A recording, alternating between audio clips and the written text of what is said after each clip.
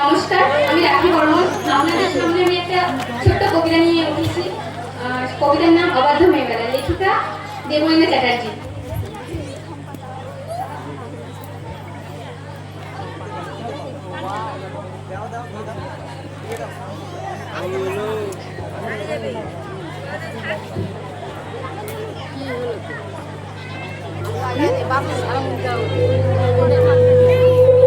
অবাধ্য মেয়েবেলা, মেয়েদেরও তো জেদ ভালো নয়, কিসের দেমা গত?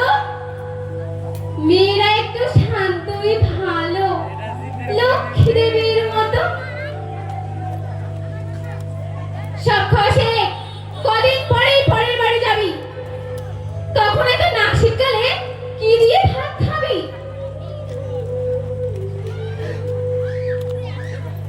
পা ছড়িয়ে খাচ্ছিস বসে, দূর গায়ে বিয়ে হবে।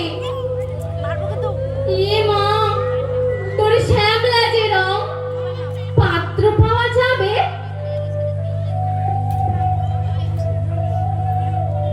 মুখের উপর তর্ক করিস, এত টাকা মুখো কেন? মেয়ে তো নয়, একেবারে ধান লঙ্কাটি যেন।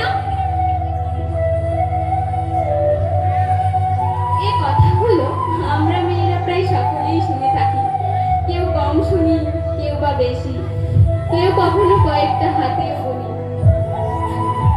এগুলো শুনেই কত মেয়েদের ছোট হয় ছোটবেলা। মেয়েবেলা বলে কিছুই থাকে না, সবটাই পুতুল খেলা। কেন গো সমাজ, কিসের জন্য এত একচোখে দেখো?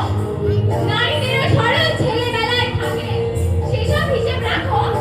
কেন গো মেয়েরা ছটফটে হলে করে দিয়ে রাখো তালা? তোমরা জান্নাত দেবী নারায়ণী লক্ষ্মী ও চঞ্চলা। তোমরাই বলো মা কালিকা নামে, তোমরাই বলো মা কালিকা নামে, তোমরাই বলো মা কালিকা নাকি আমিষে পরিতৃপ্তা। তবে আমি কেন কেন সব খাওয়া শিখে ডাল ভাত থেকে সস্তা? কেন পারবো না, কেন পারবো না কাব্য করতে? যদি সত্যি সঠিক জানি, তত্ত্বশাস্ত্রে সরস্বতী ও স্বয়ং বিজয়ী। টাকা বুকো যদি না হতো দুর্গা, অসুর নিধন হতো।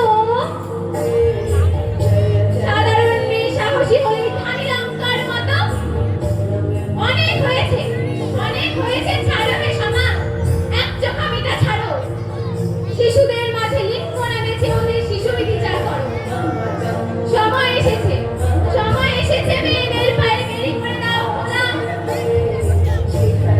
এরপর থেকে নারীদেরও থাক অবাধ্য মেয়েবেলা, এরপর থেকে আমাদেরও থাক অবাধ্য মেয়েবেলা, অবাধ্য মেয়েবেলা। নমস্কার।